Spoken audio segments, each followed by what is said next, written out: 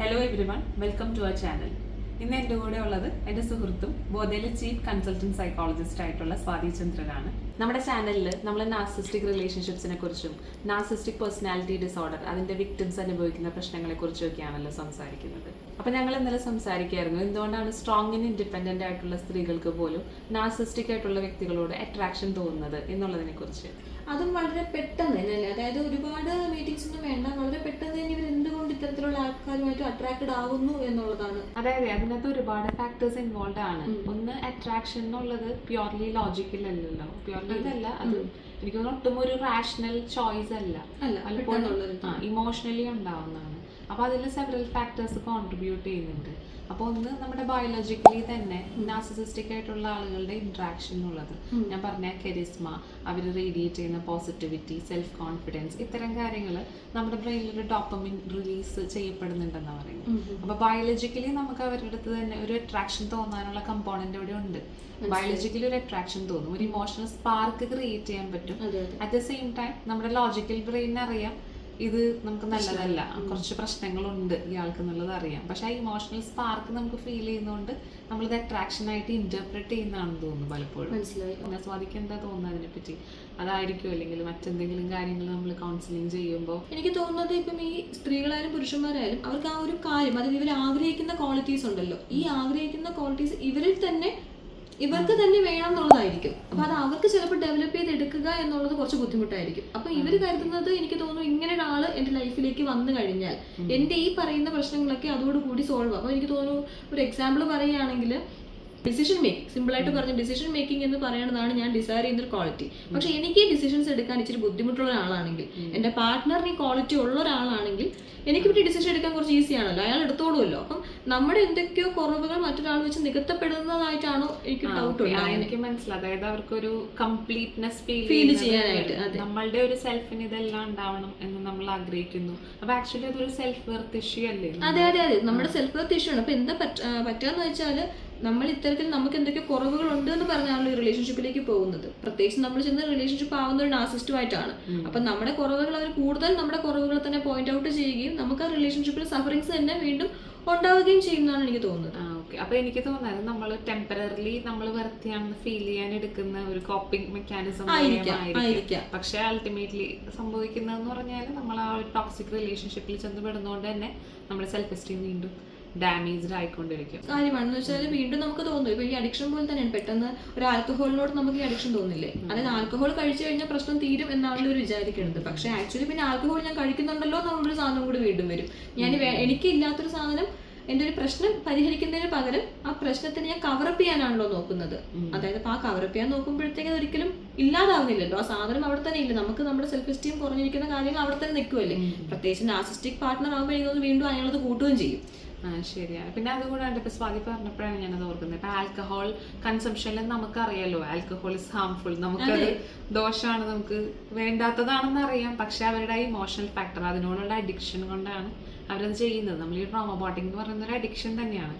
ചെറിയ ആൽക്കഹോൾ എന്നുള്ളത് ഒരു അഡിക്ഷൻ ഫേസിലേക്ക് എത്തുന്നത് ഇത് കൂടിയാണല്ലോ. അപ്പൊ ഇനിഷ്യലി അതിനോട് തോന്നുന്ന നമ്മൾ അതിനോട് അറ്റാച്ച്ഡ് ആയി പോകുന്നു. ചെറിയ രീതിയിലാണെങ്കിലും നമുക്ക് അതൊരു പ്ലഷർ തരുന്നു. ഈ പറഞ്ഞ ഡോപ്പമിൻ തന്നെയാണ് അതിൽ നിന്ന് കിട്ടുന്നത്. അതുകൊണ്ട് നമ്മൾ വീണ്ടും അതിനകത്തേക്ക് പോകുന്ന ഒരവസ്ഥയാണ്. പിന്നെ നമ്മൾ ഫസ്റ്റ് ഡിസ്കസ് ചെയ്തൊരു ഫാക്ടറും അതിനകത്ത് വരുന്നുണ്ട്, അതായത് ഇന്റർമിറ്റന്റ് റീഇൻഫോഴ്സ്മെന്റ് ഷെഡ്യൂൾ. അതായത് ഈ ഒരു ട്രോമ ബോണ്ടിങ് ഫോം ചെയ്യുന്ന കാരണം എന്ന് വെച്ചാൽ ഇവർ കണ്ടിന്യൂസ് ആയിട്ട് ഇവരോട് ഇപ്പോൾ ദേഷ്യം കാണിക്കുകയോ അല്ലെങ്കിൽ മോശം ബിഹേവിയർ കാണിക്കുകയോ അല്ലല്ലോ, ഇടയ്ക്കിടയ്ക്ക് നല്ല സ്വഭാവം പിന്നെ മോശം സ്വഭാവം. അപ്പൊ നമുക്കൊരു ഈ പറഞ്ഞ കൊഗ്നിറ്റീവ് ഡിസണൻസ് എന്നൊക്കെ നമ്മൾ പറയും, ഒരു കൺഫ്യൂഷനാണ് നമുക്ക് ക്രിയേറ്റ് ചെയ്യുന്നത്. നമുക്ക് ആവശ്യം നമ്മൾ ആഗ്രഹിക്കുന്നത് എന്താണ്, ഇയാൾക്ക് നല്ല ക്വാളിറ്റീസ് ഉള്ള ഒരാളാണ് എൻ്റെ പാർട്ട്ണർ, എൻ്റെ സെലക്ഷൻ മോശമല്ല എന്ന് വിചാരിക്കാനാണല്ലോ നമുക്ക് ഇഷ്ടം. അപ്പോൾ എന്താ സംഭവിക്കുന്നതെന്ന് വെച്ചാൽ ഇയാൾ ഇടയ്ക്കിടയ്ക്ക് കാണിക്കുന്ന മോശം ബിഹേവിയറിനെ അങ്ങ് ഡിസ്കാർഡ് ചെയ്ത് കളഞ്ഞിട്ട് ഈ നല്ല ബിഹേവിയേഴ്സ് മാത്രം എടുക്കും. മാത്രമല്ല ഇതിന് ഇടയ്ക്കിടയ്ക്ക് കിട്ടുന്നതായതുകൊണ്ട് കണ്ടിന്യൂസ് ആയിട്ട് നല്ലത് കിട്ടിക്കൊണ്ടിരുന്നാൽ നോക്കി അതിന് അത്രയ്ക്കും ഒരു ഇതില്ലാന്ന് പറയാല്ലേ, എപ്പോഴും കിട്ടുന്ന കൺഫ്യൂഷൻ ആണെന്ന് തോന്നുന്നു. ഇപ്പൊ സ്വാതി പറഞ്ഞ പോലെ അത് ഇയാൾ നല്ലതാണോ ചീത്തയാണോ നമുക്ക് വേർതിരിച്ചറിയാൻ പറ്റുന്നില്ല എന്നുള്ളതാണ്.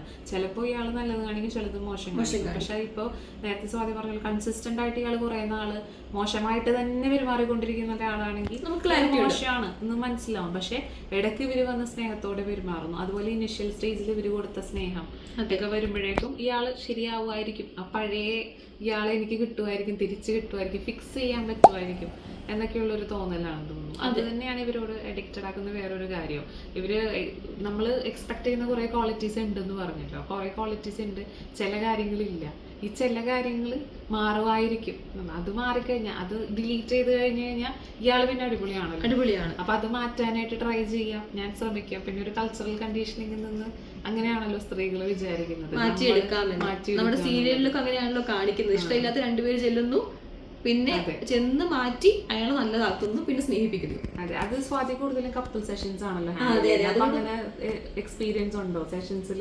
അങ്ങനെ എക്സ്പെക്ടേഷൻ നമുക്ക് പൊതുവായിട്ട് വരുന്നത് ഇങ്ങനത്തെ ഒരു കാര്യം തന്നെയാണ്. അതായത് സ്ത്രീകൾ അല്ലെങ്കിൽ പുരുഷന്മാരെ പുരുഷന്മാരെ എനിക്ക് തോന്നുന്നു അത്ര എക്സ്പെക്ടൻസ് ഒന്നും ഇല്ല. അവർ വിചാരിക്കണം എന്ന് വെച്ചാൽ ഞാൻ വിചാരിക്കുമ്പോൾ എന്റെ പാർട്ണർ ഇരിക്കണം, അത്രേ ഉള്ളൂ. അവരതിന് പ്രത്യേകിച്ച് എഫേർട്സോ കാര്യങ്ങളൊന്നും ഇടുന്നതായിട്ട് എനിക്ക് തോന്നിയിട്ടില്ല സെഷൻസിൽ വരുന്നത്.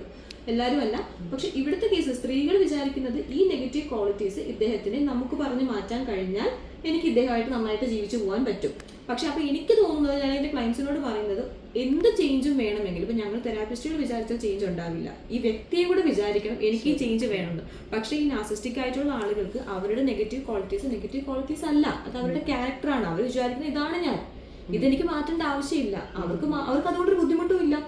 അപ്പൊ അവരെന്തിനത് മാറ്റണം? അപ്പൊ നിങ്ങൾ പ്രതീക്ഷിക്കുന്നത് പോലെ ഇത് മാറ്റി കിട്ടില്ല. അവർക്ക് തോന്നണ്ടേ, അവർക്ക് തോന്നുകയില്ല.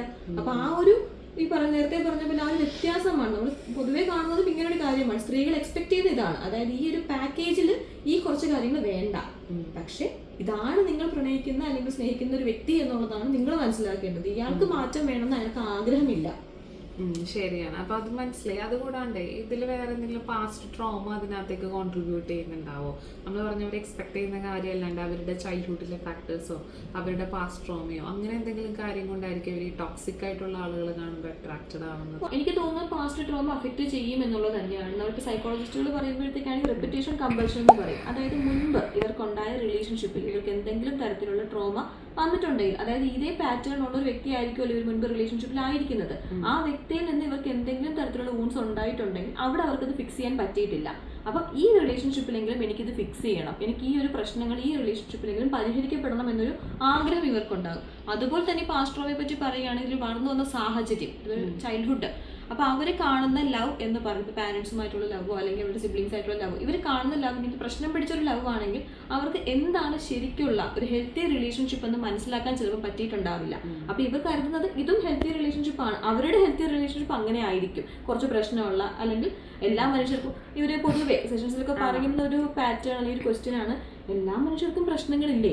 അതാ ശരിയാണ്, എല്ലാ മനുഷ്യർക്കും പ്രശ്നങ്ങളുണ്ട്. പക്ഷേ നിങ്ങൾ പറയുന്ന മനുഷ്യന്റെ പ്രശ്നങ്ങൾ വളരെയധികം നിങ്ങളെ തന്നെ നശിപ്പിക്കുന്ന പ്രശ്നങ്ങളാണ്. അതായത് നമുക്ക് മാറ്റിയെടുക്കാൻ പറ്റുന്ന അല്ലെങ്കിൽ എല്ലാവർക്കും മാറ്റം വേണമെന്ന് ആഗ്രഹിക്കുന്ന പ്രശ്നങ്ങളല്ല ഒരു നാർസിസ്റ്റിനുള്ളത്.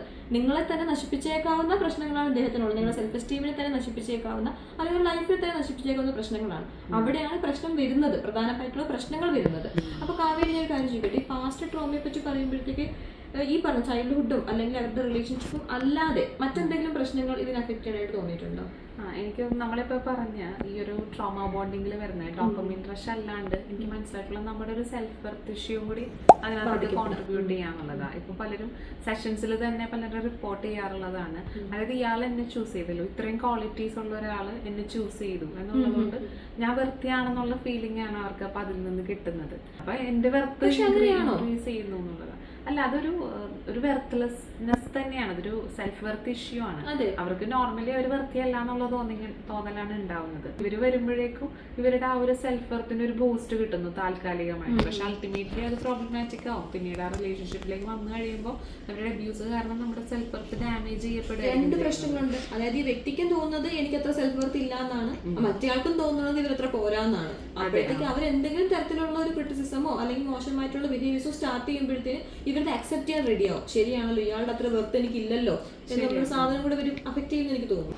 ഇതിനെ നമുക്ക് എങ്ങനെ ഇതിനെ പരിഹരിക്കാം? ഇപ്പൊ പറഞ്ഞ രീതിയിൽ സ്ത്രീകൾക്ക് ഇങ്ങനെ ഒരു അട്രാക്ഷൻ തോന്നുന്നു, അതിനെ നമുക്ക് ഏത് രീതിയിൽ അത് മനസ്സിലാക്കാനും പരിഹരിക്കാനും കഴിയും? അത് സ്വാതിക്ക് അതിനെ പറ്റി എനിക്ക് തോന്നുന്നു അട്രാക്ഷനായിട്ട് മാത്രം കാണുക. കാര്യം അട്രാക്ഷൻ വെച്ചുകൊണ്ട് നമുക്കൊരു റിലേഷൻഷിപ്പ് ബിൽഡ് ചെയ്യാൻ പറ്റില്ല. നമുക്ക് അട്രാക്ഷൻ തോന്നുന്നു, നേരത്തെ പറഞ്ഞ കാവേരി പറഞ്ഞ പോലെ ബയോളജിക്കൽ ആയിട്ടൊരു കാര്യം കൂടെ അവിടെ വരുന്നുണ്ടല്ലോ. അപ്പൊ നമുക്ക് അട്രാക്ഷൻ ആരോട് തോന്നരുത് എന്നൊന്നും പറയാൻ പറ്റില്ല. പക്ഷേ ഈ അട്രാക്ഷൻ കൊണ്ട് നമുക്കൊരു ഫാമിലി ബിൽഡ് ചെയ്യാൻ പറ്റും. ഫാമിലി മീൻസ് റിലേഷൻഷിപ്പ്, എന്തെങ്കിലും തരത്തിലുള്ള റിലേഷൻഷിപ്പ് ആയിക്കോട്ടെ, അത് ബിൽഡ് ചെയ്യാൻ പറ്റുമോ എന്നുള്ളതാണ് നിങ്ങൾ ചിന്തിക്കേണ്ടത്. എനിക്ക് തോന്നുന്നു അവർക്ക് ഇല്ലാത്ത അല്ലെങ്കിൽ നിങ്ങൾ ആഗ്രഹിക്കുന്ന കുറച്ച് ക്വാളിറ്റീസ് ഈ വ്യക്തിയിലുണ്ടെന്നല്ലേ പറയുന്നത്, അതിനെ പോയിന്റ് ഔട്ട് ചെയ്യാം അല്ലേ? അതായത് അപ്പോൾ അവർക്ക് എനിക്ക് തോന്നുന്നത് അട്രാക്ഷൻ തോന്നുന്നത് എന്തുകൊണ്ടെന്നുള്ളത് അവർക്ക് ക്ലാരിഫൈ ചെയ്താൽ നന്നായിരിക്കും. അതായത് ഇന്ന ക്വാളിറ്റീസ് എനിക്ക് ഇയാളില് ഇഷ്ടപ്പെട്ടു എന്നുള്ളതാണ്. അപ്പം ഞാൻ വാല്യൂ ചെയ്യുന്ന ക്വാളിറ്റീസ് എന്തോ അയാൾ കണ്ടതുകൊണ്ടാണ് എനിക്ക് അയാളുടെ അട്രാക്ഷൻ തോന്നുന്നത്. ആ ക്വാളിറ്റീസ് എന്തൊക്കെയാണെന്ന് നമ്മൾ മനസ്സിലാക്കുക. അറ്റ് ദ സെയിം ടൈം ഇവരുടെ ചില ടോക്സിക് ആയിട്ടുള്ള പാറ്റേൺസ് എനിക്ക് വേണ്ട എന്നുള്ളതുമാണ്. അതെനിക്ക് വേണ്ട, അതിന് പകരം ഞാൻ വാല്യൂ ചെയ്യുന്ന വേറെ കുറെ കാര്യങ്ങളുണ്ടായിരുന്നു. ഇപ്പൊ കൈൻഡ്നെസ്സോ എംപതിയോ അതുപോലെ നമ്മളോട് ഒരു കമ്പാഷൻ കാണിക്കുന്നതോ റെസ്പെക്ട്, അത് തന്നെ തീർച്ചയായിട്ടും. അപ്പോൾ അത്തരം ഫാക്ടേഴ്സും കൂടി നമ്മൾ ആഗ്രഹിക്കുന്നുണ്ട് എന്നുള്ളതാണ് നമ്മൾ മനസ്സിലാക്കുന്നത്. നമുക്ക് ഇതൊരു എക്സ്പെരിമെന്റ് ആയിട്ട് എടുക്കാം. ഇത്തരത്തിലുള്ള ആൾക്കാരുമായിട്ട് അട്രാക്ഷൻ തോന്നുന്നത് നമുക്ക് എന്താ വേണ്ടത് എന്നുള്ളത് നമുക്ക് ശരിക്കും ഒരു ക്ലാരിറ്റി വരുത്താം. അതെ, അത് മനസ്സിലാക്കാനുള്ളൊരു സാഹചര്യം, അത് തന്നെ അവസരമാണ് എന്ന് തോന്നുന്നു. പ്ലസ് എനിക്ക് തോന്നുന്നു വേറൊരു കാര്യം, ഇപ്പൊ ഞാൻ പറഞ്ഞല്ലോ അതൊരു സെൽഫ് വർത്ത് ഇഷ്യൂ വരുമ്പോൾ എനിക്ക് ഇന്ന കാര്യങ്ങളില്ല എന്നുള്ളത് കൊണ്ട് തന്നെയാണ് അത് കാണുമ്പോൾ നമ്മൾ അട്രാക്റ്റഡ് ആവുന്നത്. ചില ക്വാളിറ്റീസ്, എല്ലാം അല്ല. അപ്പൊ നമുക്കൊരു പൂർണ്ണത തോന്നുന്നത് ഇയാൾക്ക് ക്വാളിറ്റീസ് ഉണ്ട്, അയാൾ നമ്മൾ കല്യാണം കഴിക്കുമ്പോഴോ അയാളെ പാർട്ട്ണർ ആക്കുമ്പോഴോ ആയിരിക്കും. അപ്പൊ നമ്മുടെ സെൽഫ് വർത്ത് ഇംപ്രൂവ് ചെയ്യാനുള്ള കാര്യങ്ങൾ കൂടി നമ്മൾ എന്താണോ അവരോട് ആഗ്രഹിക്കുന്നത് ആ സാധനം നമുക്ക് വേണമെന്ന് നമ്മൾ തീരുമാനിക്കുക, നമ്മളത് എങ്ങനെ ഡെവലപ്പ് ചെയ്യണമെന്ന് ചിന്തിക്കുക. അതെ, അപ്പൊ എനിക്ക് തോന്നുന്നത് ഈ രണ്ട് പ്രധാനപ്പെട്ട ഫാക്ടേഴ്സ് ആണ്. ഈവൻ നമുക്ക് നാർസിസ്റ്റിക് ആയിട്ടുള്ള ആളുകളോട് അട്രാക്ഷൻ ഒക്കെ തോന്നാം. അത് സ്ട്രോങ് ആൻഡ് ഇൻഡിപെൻഡന്റ് എന്ന് പറയുന്ന ആളുകൾക്ക് അത്തരത്തിൽ അട്രാക്ഷൻ ഒക്കെ തോന്നുന്നുണ്ട്. അങ്ങനെയാണെങ്കിൽ അട്രാക്ഷൻ തോന്നുന്നത് നോർമൽ ആണെന്ന് നമ്മൾ മനസ്സിലാക്കുക. പിന്നെ എന്തുകൊണ്ടാണ് നമുക്ക് അട്രാക്ഷൻ തോന്നുന്നത്? ഇന്ന ഫാക്ടേഴ്സ് ഞാൻ വാല്യൂ ചെയ്യുന്നതാണ്, ഇതെനിക്ക് ഇഷ്ടമുള്ള ഫാക്ടേഴ്സ് ആണ്, ഇന്നത് എനിക്ക് താല്പര്യമില്ലാത്ത ഫാക്ടറാണ്. അതാണ് അതിൽ നിന്ന് നമുക്ക് കിട്ടുന്ന ഒരു ലേണിംഗ് എക്സ്പീരിയൻസ്. അപ്പോൾ ആ കാര്യം നമ്മൾ മനസ്സിലാക്കുക. അപ്പോൾ നമുക്ക് എന്താണ് ഇഷ്ടം, നമ്മുടെ പ്രിഫറൻസസ് എന്താണെന്ന് മനസ്സിലാക്കാനുള്ള ഒരു അവസരമായിട്ട് എടുക്കാം. പ്ലസ് നമുക്ക് എന്തെങ്കിലും സെൽഫ് വർത്ത് ഇഷ്യൂ ഉണ്ട്, അപ്പോൾ അയാളുണ്ടെങ്കിൽ നമുക്ക് വൃത്തിയായിട്ട് ഫീൽ ചെയ്യുമെന്നാണെങ്കിൽ നമുക്ക് സെൽഫ് വർത്ത് പ്രോപ്പറായിട്ട് ഇല്ല, ഒരു ഹെൽത്തി സെൽഫ് എസ്റ്റീം ഇല്ല എന്നുള്ളതാണ് അതിൻ്റെ അർത്ഥം. അപ്പം നമ്മുടെ സെൽഫ് വർത്ത് അല്ലെങ്കിൽ സെൽഫ് എസ്റ്റീം നമ്മൾ കുറച്ചും കൂടി ബ്രോഡർ കൺസെപ്റ്റാണ്. ശരിക്കും സെൽഫ് എസ്റ്റീം ഇംപ്രൂവ് ചെയ്യാനുള്ള കാര്യങ്ങൾ നമ്മൾ ചെയ്യുക. അപ്പോൾ സ്വന്തമായിട്ട് നിങ്ങൾക്ക് അത്തരം കാര്യങ്ങൾ ഫിഗർ ഔട്ട് ചെയ്യാനായിട്ട് ബുദ്ധിമുട്ടുണ്ടെങ്കിൽ നിങ്ങൾ തീർച്ചയായിട്ടും ഒരു സൈക്കോളജിസ്റ്റിന്റെ സഹായം തേടുക. താങ്ക് യു സ്വാതിചന്ദ്രൻ, ഇത്രയും നേരം നമ്മളിവിടെ സ്പെൻഡ് ചെയ്തതിന്. വളരെ ഇൻസൈറ്റ്ഫുൾ ആയിട്ടുള്ള ഒരു സെഷൻ ആയിരുന്നു. ഒരുപാട് കാര്യങ്ങൾ നമുക്ക് മനസ്സിലാക്കാൻ പറ്റി, നമുക്കും മനസ്സിലാക്കാൻ പറ്റി അല്ലേ, നമുക്കും സംസാരിക്കാൻ പറ്റി കാര്യങ്ങൾ. നമ്മൾ ഇന്നലെ കുറെ സംസാരിച്ച കാര്യങ്ങൾ നമുക്ക് കുറച്ച് ആൾക്കാരോടും കൂടി ഷെയർ ചെയ്യാൻ പറ്റി. അപ്പോൾ നമുക്ക് ഇത്തരത്തിലുള്ള ഡിസ്കഷൻസ് ഇനിയും ഭാവിയിൽ ചെയ്യാം അല്ലേ. അപ്പോൾ നമുക്ക് ഇനിയും ഇതുപോലുള്ള ചിറ്റ് ചാറ്റ് സെഷൻസ് ആയിട്ട് കാണാം. അതുവരെ bye from our channel. Thank you. Thank you. Okay.